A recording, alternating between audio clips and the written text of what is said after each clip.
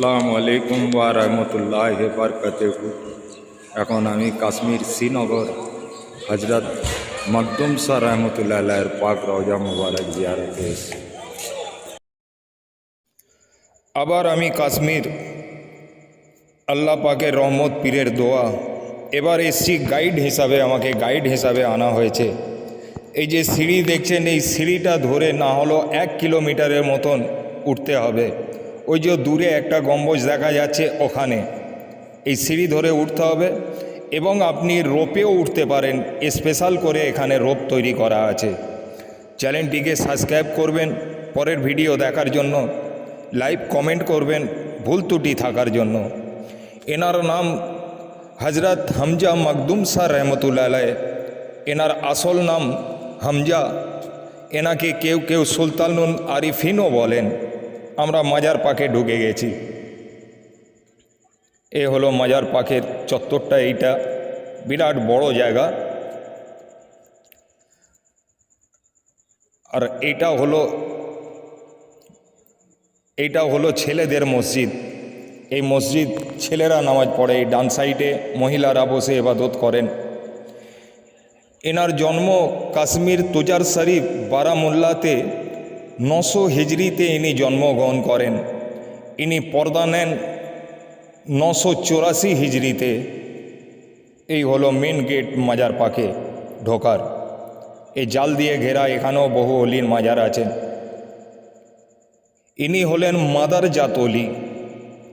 ইনি মায়ের গর্ভে থেকে ইনি অলি হয়ে এসছেন। এনার আব্বা জানের নাম হলো হজরত উসমান রায়না রহমতুল্লাহ আলাইহ। এনার আব্বা জান তখনকারের জমিদারও ছিলেন। এইটা হলো মহিলাদের মসজিদ। এখানে শুধু মহিলারাই নামাজ পড়েন। বিরাট জায়গা ভিতরটা, এখানে মহিলাদের নামাজ পড়ার জন্য এই জায়গাটি। হজরত মখদুম শাহ রহমতুল্লাহ আলাইহ বাচ্চাবেলা থেকে ধন দৌলতের লোভ উনি করেননি। এটা হলো বাদশার কেল্লা, এখনও আছে ঠিক কেল্লার পাশে শ্রীনগর। এইটা শ্রীনগর থেকে একটু দূরে। ইনি আমাকে সব ঘটনা বলেছিলেন এনার ব্যাপারে। হজরত মখদুম শাহ রহমতুল্লাহ আলাইহ দিনী তালিম ওনার আব্বাজানের কাছ থেকে নেন। পরে শ্রীনগরে দারু সেফাত নামে একটি মাদ্রাসাই বলি, ওখানে তালিম নেন। ওখানে তালিম নিয়ে এই দারু সেফাতে তালিম নিয়ে বহু অলিও হয়েছেন। ইনি হলেন এই মাজার পাকের সেবাইত।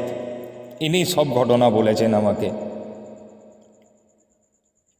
কাশ্মীর যে দুনিয়ার জান্নাত বরফ পাথরের জন্য নয়, এ অলিদের দরবারের জন্য। এ দরবারে ঢুকলে মনে হবে যে দুনিয়ার জান্নাতে আমরা ঢুকে গেছি। পুরো কাঠের তৈরি। এটা হলো মখদুম শাহর মাজার পাক। ওনার পাশেই ওনার খাস মুরিদ হজরত দাউদ খাকি রহমতুল্লাহ আলাইহির মাজার পাক আছে। এটা হলো মখদুম শাহর রওজা পাক।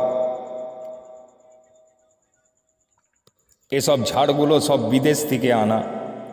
আর এনার পাশেই আছেন দাউদ খাকি রহমতুল্লাহ আলাইহ। ঢুকলে আর বেরোতে ইচ্ছা করবে না। এইটা হলো দাউদ খাকি রহমতুল্লাহ আলাইহির মাজার পাক। হজরত মখদুম শাহ রহমতুল্লাহ আলাইহ দিনী তালিম আব্বাজানের কাছ থেকে নেন এবং উনি দারু সেফাতও তালিম নেন। এনার একটাই ইচ্ছা দিনী মুহাম্মাদিতে সকলকে আনা। তাই ইনি ইসলামের দাওয়াত দিতেন। আল্লাহ পাক কিসে রাজি খুশি হন সেই কথা বোঝাতেন। মখদুম শাহর কথাবার্তা কেরামতি দেখে বহু মানুষ ঈমান এনেছেন, কলমা পড়েছেন, মুরিদ হয়েছেন। তার মধ্যে খাস মুরিদ হলেন হজরত বাবা দাউদে খাকি রহমতুল্লাহ আলাইহ। এইটা হলো ওনার মাজার।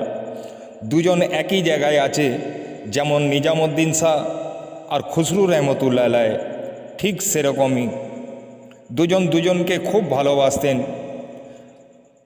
আর দাউদ খাকি রহমতুল্লাহ আলাইহ ইনি এখানকার চিফ গেস্ট ছিলেন। সব ছেড়ে দিয়ে হজরত মখদুম শাহ রহমতুল্লাহ আলাইহির পিছু পিছু ঘুরতেন। কখন পীরের কি দরকার পড়ে, সব কিছু গরিবকে বেঁটে দিয়েছিলেন খাকি রহমতুল্লাহ আলাইহ। তবেই না আল্লাহর ওলি। আসসালামু আলাইকুম ওয়া রাহমাতুল্লাহি ওয়া বারাকাতুহু।